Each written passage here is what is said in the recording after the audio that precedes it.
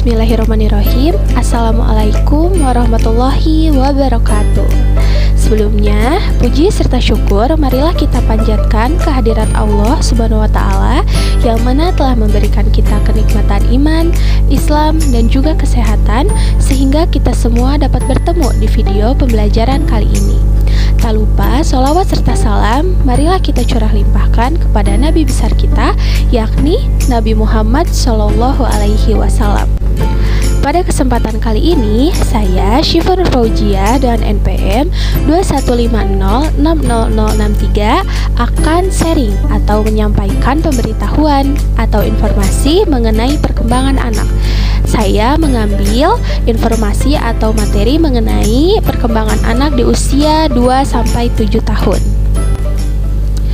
Para orang tua pastinya ingin memberikan yang terbaik untuk anak-anaknya, baik itu pertumbuhannya ataupun perkembangannya.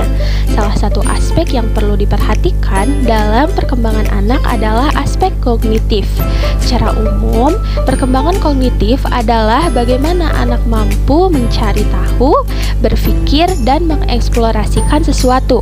Perkembangan ini meliputi berbagai aspek penting seperti pengetahuan, kemampuan mengatasi masalah, dan watak yang akan membantu mereka untuk berpikir dan memahami dunia di sekitarnya. Kita sebagai orang tua harus memerlukan atau memperhatikan mendukung perkembangan kognitif anak sejak lahir. Proses ini akan membentuk dasar kesuksesan seorang anak baik di usia dini, di usia sekolah, maupun di usianya yang akan datang.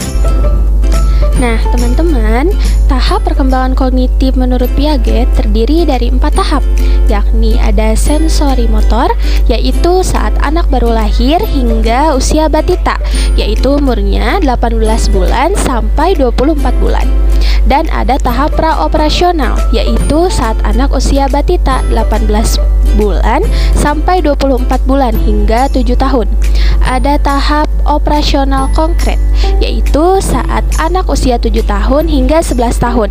Dan yang selanjutnya ada tahap operasional formal, yakni anak usia 12 tahun hingga seterusnya. Namun, beberapa anak mungkin perkembangan kognitifnya tidak sesuai dengan tahap yang tadi. Beberapa anak lainnya juga menunjukkan beberapa karakteristik lebih dari satu tahap dalam waktu tertentu. Mengutip Very Well Mind, karakteristik utama dari tahap praoperasional atau tahap yang akan kita bahas ini, yakni pada anak usia 2-7 tahun, yaitu anak-anak mulai berpikir secara simbolis dan belajar menggunakan kata-kata dan gambar untuk mewakili objek seperti yang akan ditayangkan ini. Nah, anak-anak pada tahap ini cenderung egosentris atau egois dan sulit untuk melihat sesuatu dari sudut pandang orang lain. Sementara mereka menjadi lebih baik dengan bahasa dan pemikiran mereka yang masih cenderung memikirkan hal-hal dalam istilah yang sangat konkret. Selama tahap ini, yaitu pada usia 2-7 tahun, anak-anak juga mengembangkan memori dan imajinasinya yang memungkinkan mereka memahami perbedaan antara masa lalu dan masa depan, serta terlihat dalam hayalannya. Namun, pemikiran mereka masih berdasarkan intuisi dan masih belum sepenuhnya logis. Anak belum dapat memahami konsep yang lebih kompleks seperti sebab, akibat, waktu, dan perbandingan. Memasuki tahap kedua, yaitu anak-anak akan memulai mengembangkan daya ingat dan imajinasinya. Di tahap perkembangan kognitif ini, anak juga mulai memahami sesuatu secara simbolik. Misalnya, dengan mengumpulkan benda-benda berdasarkan kriterianya. Sebagai contoh, mengumpulkan semua mainan berwarna merah. Fase perkembangan kemampuan kognitif ini terjadi pada rentang usia 2-7 tahun. Nah, pada tahap ini, anak akan mulai mempresentasikan gambar atau menunjukkan adanya peningkatan pemikiran simbolis, seperti gambar-gambar dan lain sebagainya, yang melampaui hubungan informasi antara indrawi dan tindakan fisik. Cara berpikir anak pada pertingkat ini bersifat tidak sistematis, tidak konsisten, dan tidak logis. Pada tahapan ini, anak akan mempunyai mental eksperimen, yaitu anak akan mencoba hal yang baru, melakukan sesuatu untuk menemukan jawaban. atau persoalan-persoalan yang dihadapinya yang mempunyai centration atau anak memusatkan perhatiannya kepada sesuatu ciri yang paling menarik dan mengabaikan ciri lainnya. Nah, tahap perkembangan selanjutnya yang terjadi ketika anak usia 2-7 tahun, yakni mengembangkan ingatan dan imajinasinya. Mereka juga mampu memahami masa lalu, masa depan, dan hal-hal secara simbolis. Selain itu, anak akan meniru cara seseorang berbicara atau berperilaku meskipun orang tersebut tidak ada di hadapannya. Mereka juga mungkin memiliki teman imajinator atau berhayal tentang suatu hal. Misalnya sapu menjadi kuda, misalnya buku menjadi temannya, boneka menjadi ibunya, dan lain sebagainya. Nah, dalam memasuki usia 5-6 tahun, perkembangan anak di tahap sosial dan emosional akan berkembang pesat. Anak belajar memahami karakteristik teman sebayanya dan lingkungannya. Dalam masa ini, wajar jika anak masih butuh arahan dalam mengendalikan emosinya, termasuk emosinya saat bermain bersama teman-temannya atau emosionalnya. Nah, berikan dukungan jika anak cenderung cemas saat berpisah dengan orang tuanya. Misalnya saat pergi atau pertama kali pergi ke sekolah, hari pertama, hindari memarahi anak karena ini justru membuatnya semakin enggan bersosialisasi.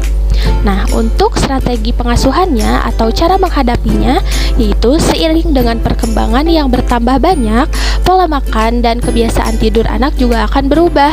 Perkenalkan dengan prinsip-prinsip keteraturan agar anak mampu disiplin menjalani aktivitasnya.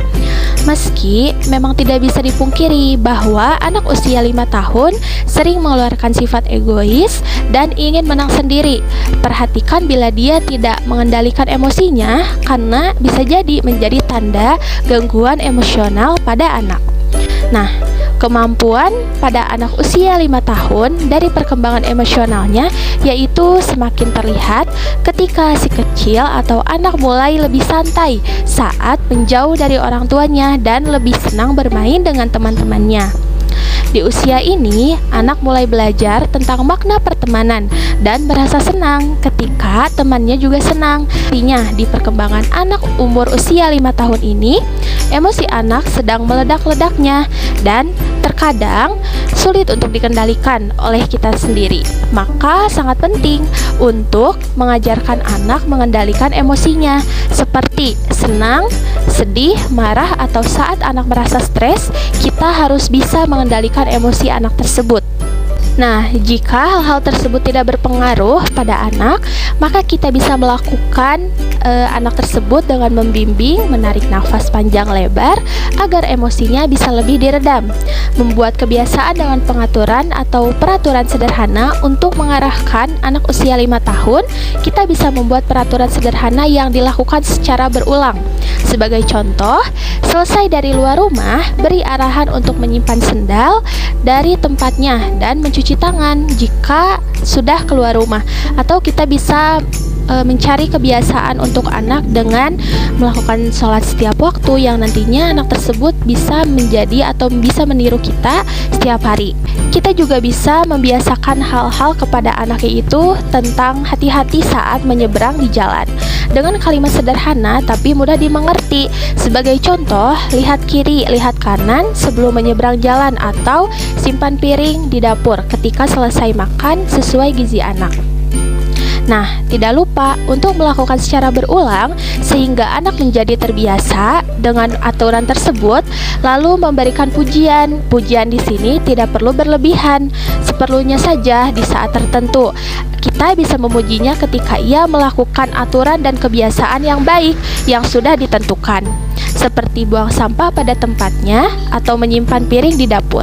Ini membuat anak lebih percaya diri dan merasa dihargai. Tak lupa juga kita bisa memberikan ucapan terima kasih kepada anak yang sudah melakukan hal tersebut.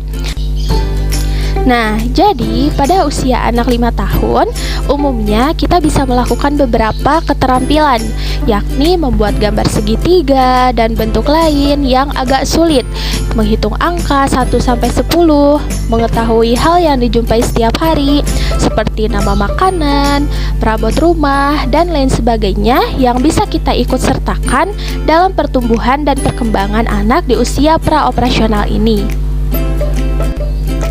Baik teman-teman, sekian yang dapat saya sampaikan. Semoga materi yang disampaikan tadi bermanfaat untuk kita semua dan menjadi pembelajaran dalam pertumbuhan dan perkembangan anak. Nah, sekian. Wabillahi taufiq wal hidayah. Mohon maaf apabila masih banyak kekurangan. Wassalamualaikum warahmatullahi wabarakatuh.